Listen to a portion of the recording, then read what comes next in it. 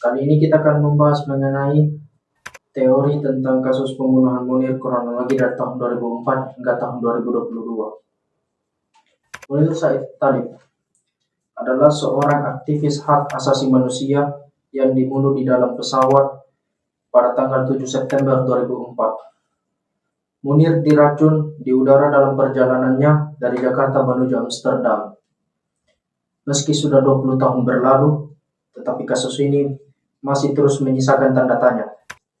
Sebab alasan mengapa Munir dibunuh dan siapa dalam pembunuhan belum terungkap. Munir sendiri merupakan salah satu aktivis pendiri Komisi untuk Orang Hilang dan Korban Tindak Kekerasan, lembaga swadaya masyarakat yang bergerak di bidang hak asasi manusia, khususnya penghilangan paksa dan pelanggaran hak asasi manusia. Berikut kronologi kasus Munir dari tahun 2004 sampai tahun 2022. Pada tanggal 7 September 2004, Munir meninggal di atas pesawat Garuda dengan nomor GA-974 ketika sedang menuju Amsterdam untuk melanjutkan kuliah pasca sarjana. Pada bulan November 2004, Institut Forensik Belanda atau NFI membuktikan Munir meninggal akibat racun arsenik dengan jumlah dosis yang fatal. Pada tanggal 18 Maret 2005, Polikarpus Budihari Priyanto adalah seorang pilot senior Garuda Indonesia resmi ditetapkan sebagai tersangka kasus Munir bersama dua kru Garuda, yaitu kru Pantri Budi Irianto dan pramugari Yeti Susmiarti. Polikarpus didakwa melakukan pembunuhan berencana dan pada bulan Desember 2005. Jaksa penuntut umum menuntut hukuman penjara seumur hidup untuk Polikarpus. Pada 2006, Mahkamah Agung mengeluarkan putusan kasasi yang menyatakan Polikarpus tidak terbukti melakukan tindak pidana pembunuhan berencana terhadap Munir. Poli hanya terbukti bersalah menggunakan surat dokumen palsu untuk perjalanan dan hanya divonis 2 tahun penjara. Pada tanggal 25 Desember 2006, Polikarpus bebas dari LP Cipinang setelah mendapat remisi susulan 2 bulan dan remisi khusus 1 bulan. Setahun kemudian pada 10 April 2007, mantan Direktur Utama PT Garuda Indonesia Indra Setiawan ditetapkan sebagai tersangka baru pada Februari 2008. Indra Setiawan divonis 1 tahun penjara di kasus tersebut. Pada tanggal 19 Juni 2008, Muhdi Purwoprayono ditetapkan sebagai tersangka kasus pembunuhan Munir, Deputi 5 Bin Penggalangan pada masa aktif 2001 hingga 2005 itu. Diduga kuat terlibat dalam pembunuhan berencana terhadap aktivis HAM Munir.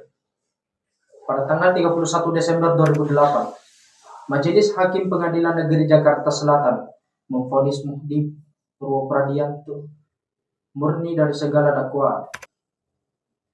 Pada tanggal 10 Juli 2009, Mahkamah Agung menguatkan vonis bebas Muhdi Purwoprayono duduk sebagai Ketua Majelis Kasasi Valerie J. L. Krieghoff dengan anggota Hakim Agung Hakim Nyakpa dan Muhsin.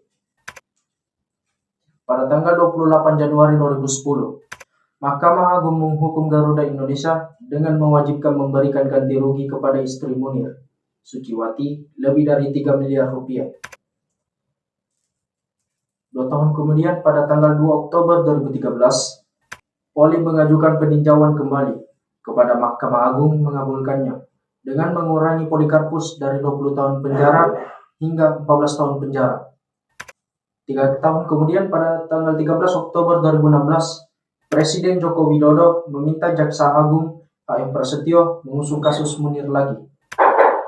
Pada tahun kemudian, pada bulan Februari 2017, Pengadilan Tata Usaha Negara membatalkan putusan Komisi Informasi Pusat terkait dengan dokumen Tim Pencari Fakta atau TPF kasus kematian Munir. Setahun kemudian, pada bulan September 2018, aktivis dari Amnesty International meminta Polri menindaklanjuti hasil penyelidikan dan mendalami fakta-fakta persidangan kasus Munir yang muncul. Polri juga diminta untuk membentuk tim khusus di internal Polri dalam penanganan kasus dengan melibatkan beberapa pihak profesional. Setahun kemudian, pada bulan September 2019, Koalisi Keadilan untuk Munir mendesak Presiden Jokowi mengumumkan ke publik dokumen hasil penyelidikan tim pencari fakta kasus pembunuhan aktivis HAM Munir Said Talib. Hal ini mengacu pada keputusan Presiden nomor 111 pada tahun 2004 tentang pembentukan tim pencari fakta kasus meninggalnya Munir. Setahun kemudian pada September 2020, Lembaga Swadaya Masyarakat Komisi untuk Orang Hilang dan Korban Tindak Kekerasan atau Kontras menuntut kasus Munir dinyatakan sebagai pelanggaran HAM berat.